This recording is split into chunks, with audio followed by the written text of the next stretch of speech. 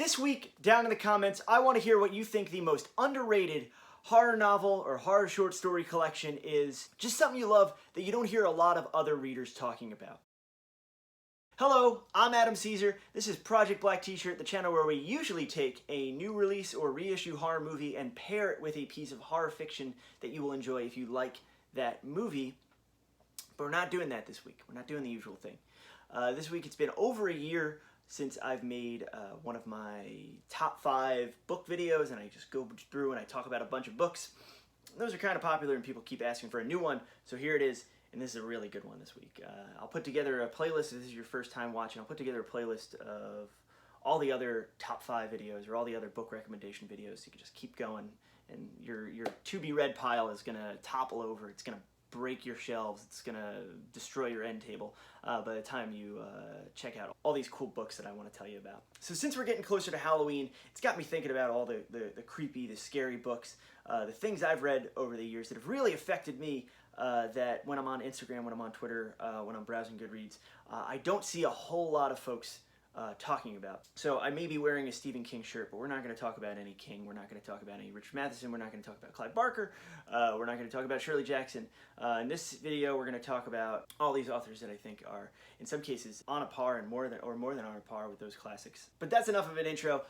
Let's get right into it. The first book I want to talk about is the most recent book on this list. Wounds by Nathan Ballingrud is pretty recent. I think it just came out a couple months ago. It got great reviews. And I think there's even there's a film being made of the title story. The title story is actually The Visible Filth, but the movie they're making of The Visible Filth is called Wounds. So that's, I think, why this collection is called Wounds. It's 6 stories, and I don't want to call them short stories because some of them are novelettes and novella length. Some of them are wildly different from the others, but they all kind of link together, if not explicitly, then implicitly, then tonally, but Nathan Ballingrud's first collection was called North American Lake Monsters. It's kind of a big cult hit. People really like it. Hulu acquired it to make an anthology series based just on that one short story collection. But Wounds is incredible. The best way to describe it is not your typical kind of mass market horror fiction. It is weird fiction with a capital W. It is, in some cases, cosmic horror. Tim Burton meets Laird Barron meets Clive Barker. So it's those 3 things that you kind of have that almost whimsy, almost kind of dark fantasy. Well, actually dark fantasy in some stories. You've got talking about ghoul societies and all these different weird rituals they do. A longer story. The longer story in the book is a pirate story. It's got this kind of level of whimsy to it and level of just general spookiness, and then it's got this kind of the story that's going to be the main draw for a lot of people, which is The Visible Filth, which isn't those things. It isn't goofy. It isn't too crazy. It's more of a slow creep cosmic horror story, and it is fantastic. It is scary as hell. I haven't seen the movie. I hear good things. I think it's played festivals and stuff like that. But I see why this story was adapted, because it seems to lend itself very well to a creepy style, like A24 style horror picture. It just hits so many notes. It reminds me a little bit of another author we've talked about on the channel, Oren Gray. His kind of almost Mike Mignola inspired arch gothic. It's just so good. I really recommend Wounds. Next, we're going to go from the newest book on the list to the oldest book on the list. This is Hellhound by Ken Greenhall, also known as Baxter, published under his pseudonym Jessica Hamilton. Ken Greenhall is an author that I'd heard a whole lot about before I actually got a chance to read him. If you enjoyed Grady Hendrix's book, Paperbacks from Hell, it has a very strong basis in Will Erickson's blog, Too Much Horror Fiction. And Erickson would talk about Ken Greenhall all the time as kind of this unheralded paperback writer from the 70s and 80s, and I always wanted to read Hellhound because I'm a real dog guy. I like dogs, and Cujo's one of my favorite King books, so I really wanted to read Hellhound. But if you, back in the day, even before Paperbacks from Hell came out and inflated all these prices, back in the day, if you went on Abe Books or Amazon or eBay, Hellhound was a pricey paperback. It was like $50. It was too expensive. But last year, or maybe the year before, Valancourt Books put out this affordable new edition with a new introduction. It's a serial killer book, novel, like an exploration of the psyche of a serial killer, where the serial killer is a dog. It is a bull terrier named Baxter. And if that sounds kind of goofy, it's not. It's not played goofy. It's played completely serious. Half of the book is from Baxter's perspective, and you have these alternating chapters of things happening in the neighborhood as Baxter's like knocking off people. It's awesome and really psychologically affecting and creepy, and it makes you kind of look at your own dog in a certain light of like, how much is this man's best friend? It's a great book. I know Hellhound was adapted into a movie called Baxter.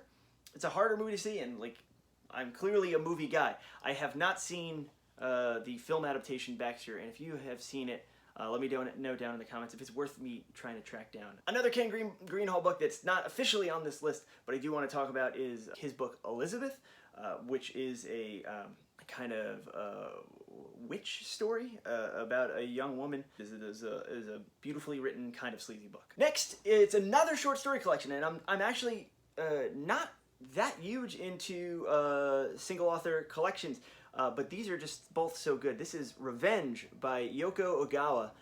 It's got a really cool cover. It's a really slim little book, and it is in translation. This is a Japanese author, but the translation is beautiful. The English translation, sometimes with those things. The subtitle of Revenge is 11 Dark Tales. So this is the one book on the list that's a little bit more of an outlier, a little bit less explicitly spooky or scary. But like the Balangrid book, it does have a kind of linkingness to it. Almost feels like a mosaic novel.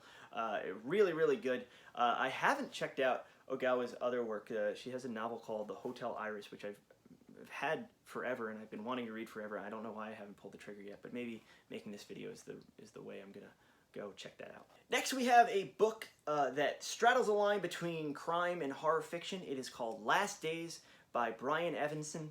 It is a PI novel where the private investigator has been abducted by a cult and is like forced to try to solve a murder of this cult leader, and he's in this kind of compound.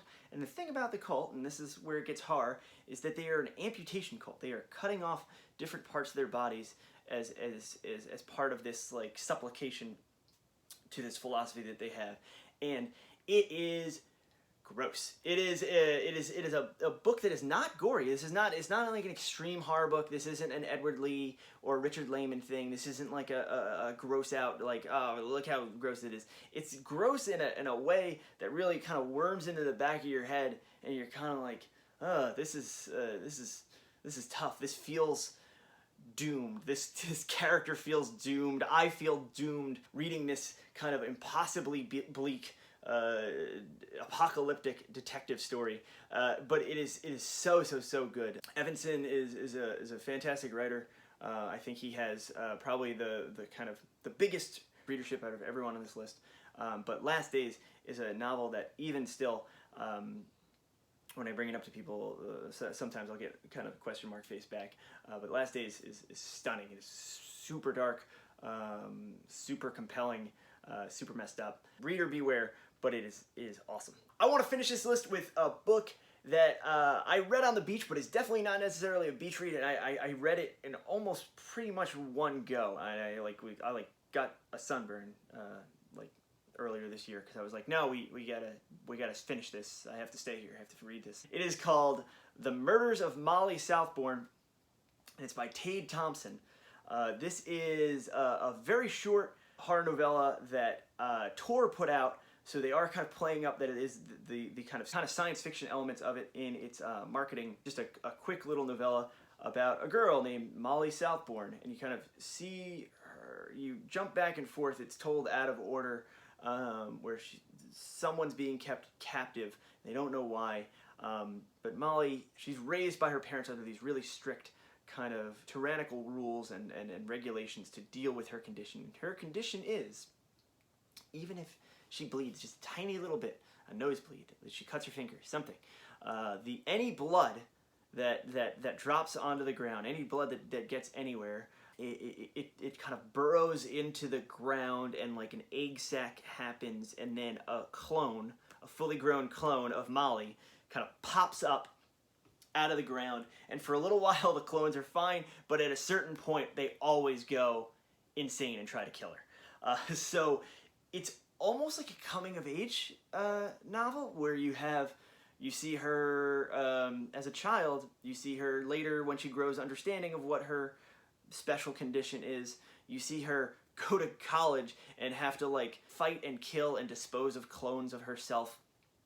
It is really, really creepy and really, really thought-provoking. In like, we've all seen body double horror, we've all seen body horror, but I feel like we've never seen it quite like this. And the way that it's told, Tade Thompson's prose, it's gross and it's sometimes funny and it's really smart and it's kind of beautiful. The Murders of Molly Southborn. There is a sequel to it that I bought, but I didn't read yet. And the reason I didn't read it yet is a really stupid one. It's because I like the first one so much, and it doesn't end on like a cliffhanger or anything. Kind of just like, it felt like the perfect length. It felt like, all right, well, that's that story, and that's perfectly told. But I have confidence in Thompson, so I will check out the sequel. I will get to it eventually, but I kind of want to just live with my thoughts of the original a little while longer. But it's really great. It's a quick read. You can read it in like an afternoon. I highly, highly, highly recommend it. All right, there they were, 5, kind of 6 underrated horror novels that I really think anyone who likes this channel, anyone who's subscribed, and if you haven't subscribed, maybe you should do that now. Go click that little button, click the like button. Tell me good job down in the comments. Don't tell me bad job. I don't want to hear it.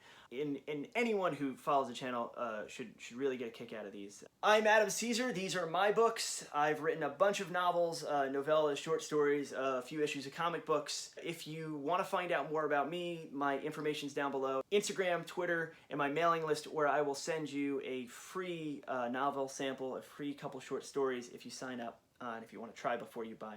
Everyone who has checked out the books, everyone who's bought a book, everyone who's told me that they are looking forward to Clown in the Cornfield, out August 2020 from Harper Teen.